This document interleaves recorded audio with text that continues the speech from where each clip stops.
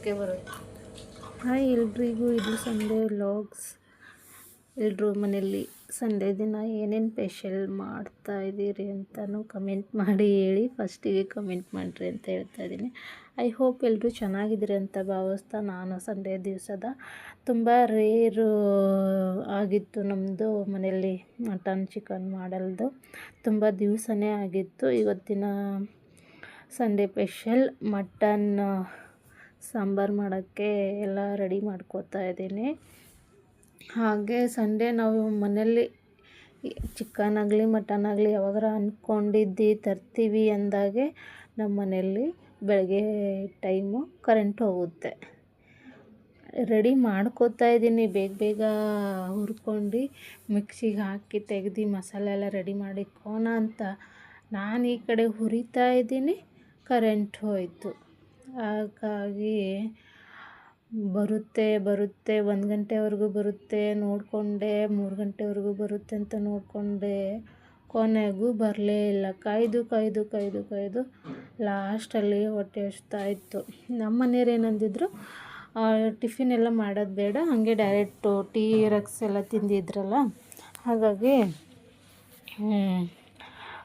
Direct ಅಡುಗೆನೇ ಮಾಡೋಣ, ಬೇಗ ಊಟ ಮಾಡೋಕ್ಕೂ ಆಗುತ್ತೆ ಅಂತಂದು ಅವರು ಒಂದು ಪ್ಲ್ಯಾನ್ ಮಾಡಿ ಇದು ಮಾಡಿದರು. ಹಾಗೆ ಸರಿ ಆಯಿತು. ನಾನು ಮನೆ ಕೆಲಸ ಆಯಿತು, ಪಾತ್ರೆ ಎಲ್ಲ ತೊಳ್ಕೊಂಡು ಮನೆ ಒರೆಸಿ ಮಕ್ಕಳಿಗೆಲ್ಲ ಸ್ನಾನ ಅದನ್ನು ಮಾಡಿಸಿ ನಾನು ಸರಿ ಆಯಿತು ಅಂತಂದು ಇನ್ನು ಎಲ್ಲ ಆಯಿತು. ಕೆಲಸ ರೆಡಿ ಮಾಡ್ಕೊಳೋಣ, ಕರೆಂಟ್ ಹೋಗುತ್ತೆ ಅನ್ನೋಷ್ಟರಲ್ಲಿ ಕರೆಂಟು ನಾವು ಹುರಿತಾ ಇದ್ದೀನಿ, ಕರೆಂಟ್ ಹೋಗೇ ಬಿಡ್ತು. ಆಮೇಲೆ ಹಿಂಗೆ ಬರುತ್ತೆ ಅಂತೀವಿ, ಬರಲೇ ಇಲ್ಲ. ಕಾಯ್ದು ನಮ್ಮ ಮನೆಯವರು ಮಟನ್ ಎಲ್ಲ ತಂದು, ನನ್ನ ಮಗಳು ಚಿಕನ್ ಮಟನ್ ತಿನ್ನಲ್ಲ, ಹಾಗಾಗಿ ಅವಳಿಗೆ ಮೊಟ್ಟೆ ತಂದಿರ್ತೀನಿ, ಅವಳಿಗೆ ಮೊಟ್ಟೆ ಸಾರು ಮಾಡು, ನಾನು ಮಟನ್ನು ಕೊಟ್ಬಿಟ್ಟು ಇವರು ಫ್ಯಾಮ್ಲಿ ಬಿಗ್ ಮಾರ್ಟ್ ಹೋಗಿ ಬರ್ತೀನಿ ಅಂತ ಹೇಳ್ತಾಯಿದ್ರು. ಹಾಗಾಗಿ ಸರಿ ಆಯಿತು, ನೀವು ಹೋಗಿ ಬರ್ರಿ, ನಾನು ಅಲ್ಲಿವರೆಗೂ ಅಡುಗೆ ಮಾಡಿಕ್ಕಿರ್ತೀನಿ, ಬಂದ ತಕ್ಷಣ ಊಟ ಮಾಡೋಣ ಅಂತ ಅವ್ರಿಗೆ ನಾನು ಸರಿ ನೀವು ಹೋಗ್ರಿ ಬನ್ನಿರಿ. ನಂದು ಐಡಿಯಾ ಮಟನ್ ಸಾರು ಮಾಡೋದೇ ಎಲ್ಲ ರೆಡಿ ಮಾಡ್ಕೊತಿದ್ದೀನಿ. ಆವಾಗ ಬರುತ್ತೆ ಇವಾಗ ಬರುತ್ತೆ, ಕಾಯ್ದು ನನಗೂ 12 ಗಂಟೆ ಆಯಿತು. ಕಲ್ಲು ಹಾಕೊಂಡು ಆಯಿತು. ಇವಾಗ ಏನು ಮಾಡಲಿ ಮತ್ತೆ ಸಾರಿಗೆಲ್ಲ ಚಿಂತೆಗಿತ್ತು, ಬರುತ್ತೋ ಬರುತ್ತೋ. ಕೊನೆಗೂ ನಾನು ಸ್ವಲ್ಪ 4-5 ಶಾವಿಗೆ ಉಪ್ಪಿಟ್ಟು ಚೆನ್ನಾಗಿ ಬೆಂದಿರುತ್ತೆ ಅಂತಂದು ಎಲ್ಲ ನಾನು ಅವರು ಹೆಂಗೂ ಫ್ಯಾಮ್ಲಿ ಬಿಗ್ ಮಾರ್ಟ್ ಹೋಗಿದ್ದಾರೆ, ಹೆಂಗೂ ನಾಷ್ಟ ಮಾಡ್ತಾರೆ ಅಂತ ಅಂದ್ಕೊಂಡಿದ್ದೆ. ಅವರು ಫ್ಯಾಮ್ಲಿ ಬಿಗ್ ಮಾರ್ಟ್ ಶಾಪಿಂಗ್ ಮಾಡ್ಕೊಂಡು ಮಾತ್ರ ಬಂದರು. ನೋಡ್ರಿ, ಶಾವಿಗೆ ಉಪ್ಪಿಟ್ಟು ರೆಡಿ ಮಾಡಿ ವಿಡಿಯೋ ಮಾತ್ರ ಮಾಡ್ಕೊಂಡಿಲ್ಲ, ಶಾವಿಗೆ ಒಂದು ಫೋಟೋ ತಗೊಂಡೆ. ಹಾಗಾಗಿ ಅವರು ಟಿಫಿನ್ ಮಾಡಲ್ದ ಬಂದ ತಕ್ಷಣ ಮತ್ತು ಅವ್ರಿಗೂ ಅಡುಗೆ ಆಯಿತಾ, ಏನು ಮಾಡಿದೆ ಏನಿಲ್ಲ ಅಂತ ನನಗೆ ಕೇಳೋಕ್ಕೆ ಸ್ಟಾರ್ಟ್ ಮಾಡಿದ್ರು. ನಂಗಲ್ಲೇ ಅವರು ಪಾಪ ಟಿಫಿನ್ ತಿನ್ನಲ್ದೆ ಹಂಗೆ ಬಂದ್ರಲ್ಲ ಅಂತಂದೆ, ಹಂಗೆ ಸಡ ಅನಿಸಿ ಮಂಡಕ್ಕಿ ಒಗ್ಗರಣೆ ಹಾಕಾದ್ಮೇಲೆ ಅವರು ಮಧ್ಯಾಹ್ನ ಸ್ವಲ್ಪ ಹೊಟ್ಟೆ ಹಸ್ಕೊಂಡಿದ್ದವರು ಲೇಟ್ ಆಗಿದ್ದಂದರೆ ಯಾರಿಗೂ ಮನೇಲಿ ಚಿಡ ಮಾಡ್ತಾಯಿದ್ರು. ಹಾಗಾಗಿ ಏನು ಮಾಡೋದು ಅಂತಂದು ಮಂಡಕ್ಕಿ ಒಗ್ಗರಣೆ ಸುಸ್ಲಾ ಮಾಡಿ ಅವ್ರಿಗೆ ಕೊಟ್ಟೆ. ಅವ್ರು ತಿಂದರು, ಸ್ವಲ್ಪ ತಿಂದುಬಿಟ್ಟು ಆಮೇಲೆ ಸ್ವಲ್ಪ ಹೊತ್ತು ಮನ್ಕೊಂಡು ಒಂದು 6 ಗಂಟೆಗೆ 5 ಗಂಟೆಗೆ ಬಂತು ಕರೆಂಟು. 5 ಗಂಟೆಗೆ ಬಂತು ಕರೆಂಟು. ಆವಾಗ ನಾವು ಟೀ ಅದನ್ನು ಕುಡ್ದು ಮತ್ತೆ ಅಡುಗೆ ಸ್ಟಾರ್ಟ್ ಮಾಡ್ತಾಯಿದ್ವಿ. ನೋಡಿರಿ, ಇವಾಗ ಬಂದು ಎಲ್ಲ ರುಬ್ಕೊಂಡಿದ್ದೀನಿ. ಇಲ್ಲಿ ಒಗ್ಗರಣೆಗೆ ಶುಂಠಿ ಬೆಳ್ಳುಳ್ಳಿ ಪೇಸ್ಟ್ ಹಾಕ್ಕೊಂಡು ಎಣ್ಣೆಯಲ್ಲಿ ಹಾಕ್ಕೋತಾ ಇದ್ದೀನಿ. ಬೇಯಿಸಿಟ್ಟಿದ್ದು ಸಪ್ರೇಟ್ ತೆಗೆದಿಟ್ಕೊಂಡೆ, ಮಧ್ಯಾಹ್ನ ಮಟನ್ ಬೇಯಿಸಿದ್ದು. ಸಂಡೇ ನೆನೆಸ್ಕೊಂಡ್ರೆ ಬೇಡ ಅನಿಸುತ್ತೆ ಆ ದಿನ, ಅಷ್ಟು ಕರೆಂಟ್ ಕೈ ಕೊಟ್ಟಿತ್ತು. ನೋಡಿರಿ, ಚೆನ್ನಾಗಿ ಕೆಂಪು ಬರೋವರೆಗೂ ನಾನು ಹುರ್ಕೊಂಡೆ. ಇದಕ್ಕೆ ಹಸಿಮೆಣ್ಸಿನ್ಕಾಯಿ ಈರುಳ್ಳಿ ಏನೂ ಹಾಕ್ತಾಯಿಲ್ಲ ನಾನು, ಟೆನ್ಷನಲ್ಲಿ ಹೆಂಗೋ ಏನೋ ಅಂತಂದೆ. ಹೆಂಗೂ ಹೊಟ್ಟೆ ಹಸಿವಿತ್ತು, ಅವ್ರಿಗೆ ಮಧ್ಯಾಹ್ನ ಊಟ ಇಲ್ಲ ಅಂತಂದು ಬೇಗ ಅಂದ್ರೆ ನಮ್ಮ ಉತ್ತರ ಕರ್ನಾಟಕ ಶೈಲಿ ಇದೇ ಥರ ಮಾಡ್ತಾರೆ. ಶುಂಠಿ ಬೆಳ್ಳುಳ್ಳಿ ಪೇಸ್ಟ್ ಹಾಕ್ಕೊಂಡು ಕೆಂಪು ಬಂತು ನೋಡಿರಿ, ಅದೇ ಮಸಾಲ ಸ್ವಲ್ಪ ಪುಡಿ ಖಾರ ಹಾಕ್ಕೊಂಡೆ. ಪುಡಿ ಖಾರ ಹಾಕ್ಕೊಂಡಾದ್ಮೇಲೆ ಸ್ವಲ್ಪ ಉಪ್ಪು, ಕೆಂಪುದ್ರಲ್ಲಿ ಹುರ್ಕೋಬೇಕು. ಖಾರ ಎಣ್ಣೆ ಎಲ್ಲ ಕೆಂಪುದ್ರಲ್ಲಿ ಬರಬೇಕು. ಇದು ನಮ್ಮದು ಸ್ವಲ್ಪ ಅಂಗಡಿ ಮಂಗಳೂರು ಖಾರ ಇದು. ಅಷ್ಟೊಂದು ಖಾರ ಇರಲಿಲ್ಲ, ಕಲರ್ ಮಾತ್ರ ಸಖತ್ತಿತ್ತು. ಕಲರ್ ಬಂತು, ಖಾರ ಸ್ವಲ್ಪ ಕಮ್ಮಿ ಆಯಿತು.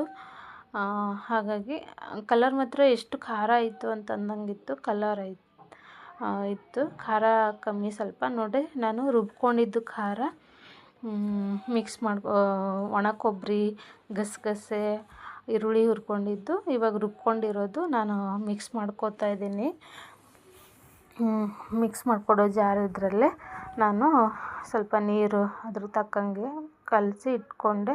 ಅದು ಚೆನ್ನಾಗಿ ಎಣ್ಣೆ ಬಿಡೋವರೆಗೂ ಹುರ್ಕೊಂಡು, ಇದು ಮಟನ್ ಬೇಯಿಸಿದ್ದು ಇರುತ್ತಲ್ಲ, ಮಟನ್ ಬೇಯಿಸಿದ್ದು ಮಿಕ್ಸ್ ಮಾಡ್ಕೊತಾ ಇದ್ದೀನಿ. ನೋಡಿರಿ, ಇದು ಹಸಿ ವಾಸನೆ ಅಂದ್ರೆ ಎಣ್ಣೆಲಿ ಹೆಂಗೂ ಹುರ್ಕೊಂಡು ಫ್ರೈ ಮಾಡಿಕೊಂಡೆ ರುಬ್ಕೊಂಡಿದ್ದೆ. ಮತ್ತು ತಿರುಗು ಇದು ಫ್ರೈ ಮಾಡ್ಕೊಂಡು ಉಪ್ಪು ಹಾಕ್ಕೊಂಡು ಮಿಕ್ಸ್ ಮಾಡ್ಕೊತಾ ಇದ್ದೀನಿ. ಇವಾಗ ಮಿಕ್ಸ್ ಮಾಡ್ಕೊಂಡಾದ್ಮೇಲೆ ಇದೆ ಮಟನ್ನು ಬೇಯಿಸಿದ ನೀರು, ಮಟನು ಮಿಕ್ಸ್ ಮಾಡ್ಕೋಬೇಕು. ಮಿಕ್ಸ್ ಮಾಡ್ಕೊಂಡಾದ್ಮೇಲೆ ಅದಕ್ಕೂ ಸ್ವಲ್ಪ ಬಿಟ್ಬಿಟ್ಟು ಚೆನ್ನಾಗಿ ಮಸಾಲೆ, ಖಾರ, ಉಪ್ಪು ಎಲ್ಲ ಹೊಂದ್ಕೊಂಡು ಇರುತ್ತೆ. ಚೆನ್ನಾಗಿ ಮಿಕ್ಸ್ ಮಾಡ್ಕೋಬೇಕಾಗುತ್ತೆ. ಇದಕ್ಕೂ ಉಪ್ಪು ಹಾಕಿ ಬೇಯಿಸ್ಕೊಂಡಿದ್ದೀನಿ. ಇದಕ್ಕೆ ಮತ್ತು ಖಾರ ಮಸಾಲೆ ಎಲ್ಲ ಮಿಕ್ಸ್ ಆದರೆ ಟೇಸ್ಟ್ ಬರುತ್ತಲ್ಲ ಮಟನ್ಗೆ. ಹಾಗಾಗಿ ಮಟನ್ ಮಾತ್ರ ಸಖತ್ ಬೆಂದಿತ್ತು. ಅಂದರೆ ಜಾಸ್ತಿ ಅದು ವೈಟ್ ಕೊಬ್ಬಿನಂಥದ್ದು ಜಾಸ್ತಿ ಕೊಟ್ಟಿದ್ದರು. ಹಾಗಾಗಿ ಅಷ್ಟೊಂದು ಈ ಸರ್ತಿ ಮಟನ್ ಲೈಕ್ ಆಗಿರಲಿಲ್ಲ. ನೋಡಿರಿ, ಇವಾಗ ಮಿಕ್ಸ್ ಮಾಡ್ಕೊಂಡು ಗರಂ ಮಸಾಲ, ಧನಿಯಾ ಪುಡಿ ಹಾಕ್ಕೋತಾ ಇದ್ದೆ ನಾನು. ಧನಿಯಾ ಪುಡಿ ಮನೆಯಲ್ಲೇ ಸ್ವಲ್ಪ ಬೆಚ್ಚಗೆ ಮಾಡಿ ಮನೆಯಲ್ಲೇ ಹುರ್ಕೊಂಡು ಪುಡಿ ಮಾಡಿಕೊಂಡೆ. ಮನೆಯಲ್ಲಿದ್ದೆ ಹಾಕ್ಕೊಂಡಿದ್ದೆ ನಾನು. ಇದು ಕರೆಂಟ್ ಬೇರೆ ಹೋಗಿತ್ತು ಅಲ್ಲ, ಇದು ಫಿಲ್ಟ್ರು ಸ್ವಲ್ಪ ಸೌಂಡು ಬೇರೆ ಥರನೇ ಕೊಡ್ತೈತೆ. ಯಾಕೋ ಫಿಲ್ಟ್ರು ಕೈ ಕೊಡಂಗೈತೆ ಅಂತ ನನ್ನ ಮಗ ಹೇಳ್ತಾ ಇದ್ನು. ಹಾಗಾಗಿ ನೋಡೋಣ ಅಂತಂದು ಮತ್ತು ಅಲ್ಲಿಗೂ ನಮ್ಮ ಮನೆಯವರು ಇರಲಿ ನೋಡೋಣ ಏನಾಗುತ್ತೆ ಅಂತ. ಇಲ್ಲ, ಚೆನ್ನಾಗಿ ಇತ್ತು, ಏನೂ ಆಗಲಿಲ್ಲ. ಕರೆಂಟ್ ಹೋಗಿದ್ದಕ್ಕೆ ಒಂದೇ ಸರ್ತಿ ಒಂದು 10-15 ನಿಮಿಷ ಹಂಗೆ ಓಡಿತ್ತು. ನೀರು ಬೇರೆ ಸ್ಟಾಪ್ ಆಗಿತ್ತು. ನೋಡಿರಿ, ಅದಕ್ಕೆ ತಕ್ಕಂಗೆ ನೀರು ಹಾಕ್ಕೋತಾ ಇದ್ದೀನಿ. ಹಾಕ್ಕೊಂಡಾದ್ಮೇಲೆ ಚೆನ್ನಾಗಿ ಒಂದು 2 ಕುದಿ ಬರೋವರೆಗೂ ಮಿಕ್ಸ್ ಮಾಡ್ಕೊಂಡು, ಎಷ್ಟು ತಿಕ್ನೆಸ್ ಬೇಕು ನಮಗೆ ಅಂತಲೇ ನೋಡ್ಕೊಂಡು. ನೋಡಿರಿ, ಎಣ್ಣೆ ಎಲ್ಲ ಚೆನ್ನಾಗಿ ಕುದ್ದು ಎಣ್ಣೆ ಬಿಟ್ಕೊಂಡಿದ್ದೆ. ನಮ್ಮ ಕಡೆ ನಮ್ಮ ಬೀದರ್ ಸ್ಟೈಲ್ ಮಟನ್ ಸಾರು ನಾನು ಇವತ್ತು ಮಾಡಿದ್ದು. ಮೇಲೆ ಕೊತ್ತಂಬರಿ ಉದುರಿಸಿದ್ದು ನೋಡಿರಿ. ಉದುರಿಸಿ ಸ್ವಲ್ಪ ಮುಚ್ಚಿಬಿಟ್ಟು ಮತ್ತೆ ಸ್ವಲ್ಪ ಬೇಯಿಸ್ಕೊಂಡು ನಾನು ಸ್ಟವ್ ಆಫ್ ಮಾಡಿಕೊಂಡೆ. ಮತ್ತೇನು ಕ್ಯಾಪ್ ಹಾಕಿ ವಿಜಿಲ್ ಕೂಗಿಸಿಲ್ಲ ನಾನು. ಆವಾಗೇ ವಿಜಿಲ್ ಚೆನ್ನಾಗಿ ಬೆಂದಿತ್ತು. ಸ್ವಲ್ಪ ಕೊತ್ತಂಬರಿ ಹಾಕಿದ್ದೀನಂತ ಸ್ವಲ್ಪ ಕುದಿಯೋಕ್ಕೆ ಬಿಟ್ಟೆ ನಾನು. ಹಾಗಾಗಿ ಇವಾಗ ಸ್ಟವ್ ಆಫ್ ಮಾಡ್ಕೊಂಡು ನಾನು ಈ ಕಡೆ ರೊಟ್ಟಿಗೆ ಬಿಸಿನೀರು ಇಕ್ಕೊಂಡು ಈ ಕಡೆ ಸ್ಟವ್ ಆಫ್ ಮಾಡಿಕೊಂಡೆ. ಒಂದು ಕಡೆ ತವಾ ತೊಳೆದಿಟ್ಟು ಎಲ್ಲ ನೀಟಾಗಿ ಒರೆಸ್ಕೊಂಡೆ. ಟೈಲ್ಸ್ ಎಲ್ಲ ರೊಟ್ಟಿ ಮಾಡಬೇಕಲ್ಲ, ಹಾಗಾಗಿ ನೋಡಿರಿ, ತವಾ ತೊಳೆದು ಪಾತ್ರೆನೂ ಇತ್ತು, ನೀರು ಬೇರೆ ಇದ್ದಿಲ್ಲ ಮಧ್ಯಾಹ್ನ. ಫಸ್ಟು ಹೊಟ್ಟೆ ಹಸ್ದೈತೆ, ನೀನು ಅಡುಗೆ ಮಾಡು ಅಂತಂದರು ನಮ್ಮ ಮನೇಲಿ. ಸರಿ ಆಯಿತು, ಫಸ್ಟ್ ಅಡುಗೆನ ಮಾಡ್ತೀನಿ ಅಂತಂದು ಸಾಂಬಾರೆಲ್ಲ ಮಾಡಿಟ್ಟಿದ್ದಾಯಿತು. ಇಲ್ಲಿ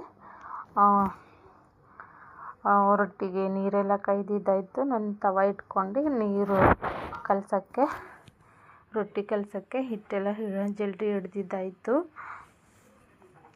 ಅಷ್ಟು ಫಸ್ಟು ಚೆನ್ನಾಗಿ ನೀರು ಕಾಯಿದ್ರೆ ರೊಟ್ಟಿ ಚೆನ್ನಾಗಿ ರೊಟ್ಟಿ ತಟ್ಟೋಕ್ಕಾಗುತ್ತೆ. ಇಲ್ಲಾಂದರೆ ರೊಟ್ಟಿ ತಟ್ಟೋಕ್ಕೆ ಇಲ್ಲ ಕಟ್ಟಾಗುತ್ತೆ, ಆ ಥರ ಆಗುತ್ತೆ. ಅಂದರೆ ಹಿಟ್ಟು ಸಣ್ಣ ಆದರೂ ದಪ್ಪ ಮೇಲೆ ಇದಾಗುತ್ತೆ. ನೋಡಿರಿ, ತವದ ಮೇಲೆ ನಮ್ಮದು ಕಬ್ಬಿಣ ಹಂಚು, ಅಂದರೆ ಇವಾಗೆಲ್ಲ ಸ್ಟೀಲ್ ಬರ್ತೈತಲ್ಲ, ಅದು ಚೆನ್ನಾಗಿ ಕಾಯಿದ್ರೆ ಚೆನ್ನಾಗಿ ರೊಟ್ಟಿ ಎಳ್ತೈತೆ. ಚೆನ್ನಾಗಿ ಕಾಯ್ದಿಲ್ಲ ಅಂದರೆ ರೊಟ್ಟಿ ಅಲ್ಲೇ ಅಂಟ್ಕೋತೈತೆ. ಹಾಗಾಗಿ ನಾನಿಲ್ಲಿ ಕಲಿಸ್ತಾ ಇದ್ದೀನಿ ನೋಡಿರಿ. ಬಿಸಿನೀರಲ್ಲಿ ಕೈ ಸುಡುತ್ತೆ ಅಂತಂದು ಅದೇ ಕಟ್ಗಿದು ದೋಸೆದು ಸ್ಪೂನಲ್ಲೇ ನೋಡಿರಿ ಕಲಸಿದ್ದಾಯಿತು. ಇವಾಗ ರೊಟ್ಟಿ ತಟ್ಟ ಟೈಮು.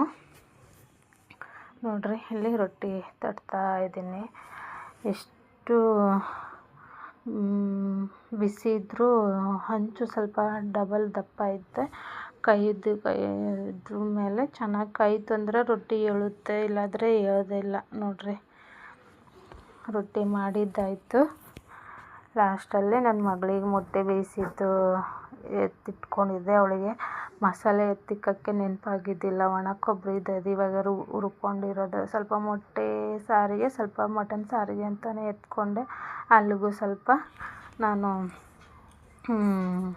ಶುಂಠಿ ಬೆಳ್ಳುಳ್ಳಿ ಪೇಸ್ಟು, ಸ್ವಲ್ಪ ಖಾರದ ಪುಡಿ ಹಾಕಿ ಅವಳಿಗೆ ಗರಂ ಮಸಾಲ ಹಾಕಿ ಜರ ನೀರು ಹಾಕಿ ಕುದಿಸಿ, ಅದೇ ಜಾಸ್ತಿ ಏನು ಅವಳು ಖಾರ ತಿನ್ನಲ್ಲ, ಗ್ರೇವಿ ತಿನ್ನಲ್ಲ, ಲೈಟಾಗಿ ಅಷ್ಟೇ ಮಾಡಿದ್ದು ನೋಡಿರಿ. ಜಾಸ್ತಿ ಏನು ಮಾಡೋಕ್ಕಾಗಲಿಲ್ಲ. ನೈಟು 7:30ಗೆಲ್ಲ ಊಟ ತಿಂದಿದ್ದು ಸಂಡೇ. ಇವತ್ತಿಂದು ಸಂಡೇ ಲಾಗ್ ಹೀಗಿತ್ತು. ಹೇಗಿತ್ತು ಅಂತಲೂ ಕಮೆಂಟ್ ಮಾಡಿ ಪ್ಲೀಸ್. ಸಖತ್ ಬೇಜಾರಾಗಿತ್ತು ಸಂಡೇ ಕರೆಂಟ್ ಹೋಗಿದ್ದಕ್ಕೆ. ನಮ್ಮ ಮನೆಯವ್ರು ಬೇರೆ ಹೊಟ್ಟೆ ಸುಖ ಎಷ್ಟು ತಾಳಲ್ಲ, ಅವರು ಅಷ್ಟು ಇದು ಮಾಡ್ತಾಯಿದ್ರು. ಹೇಗಿತ್ತು ಅಂತಲೂ ಕಮೆಂಟ್ ಮಾಡಿ ತಿಳಿಸಿ. ನಮ್ಮ ಸಂಡೇ ವಿಡಿಯೋ ಲಾಗ್ಸ್ ಎಲ್ಲರೂ ಕುತ್ಕೊಂಡು ಊಟ ಮಾಡ್ತಾಯಿದ್ದೀವಿ. ಊಟ ಮಾಡೋಣ ಬನ್ನಿ. ನಿಮ್ಮ ಸಂಡೇ ಸ್ಪೆಷಲ್ ಏನಿತ್ತು ಅಂತಲೂ ಕಮೆಂಟ್ ಮಾಡಿ ತಿಳಿಸಿ. ವಿಡಿಯೋ ನೋಡಿದ್ದಕ್ಕೆ ತುಂಬ ಧನ್ಯವಾದ ತಿಳಿಸ್ತಾ, ವಾಚ್ ಯುವರ್